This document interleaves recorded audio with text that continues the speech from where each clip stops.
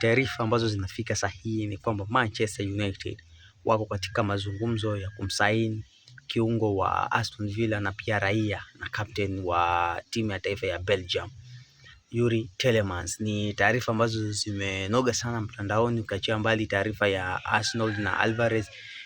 Taarifa ya Manchester United kumwinda Yuri Tielemans ni taarifa ambayo iko, na ni kwamba Manchester United tayari wameactivate kile kipengele cha release clause ambacho ilikuwa ni euro milioni 35 na wameactivate, na mazungumzo yanaendelea, na ni deal ambalo sidhani kama Tielemans atalikataa, kwa sababu kaangalia Manchester United ni timu kubwa, kaangalia matokeo yao toka Carrick ajiunge pale Manchester United. Ni timu ambayo mchezaji yoyote ambaye yuko timu akitakwa na club kama Manchester United si rahisi kukataa, na Manchester United wameactivate release clause, na ni sign ambayo Manchester United wanahitaji sana. Kumbuka Casemiro ameachana na Manchester United baada ya mkataba wake kuisha, so ni sign ambayo Manchester United, mimi niko sure 100% watakuwa wanakamilisha muda wote kuanzia sasa. Ni sign ambayo ni muhimu sana kwa Manchester United kuelekea msimu mpya wa 2026-27. So soon Yuri Tielemans huenda akawa mchezaji wa Manchester United wakati wote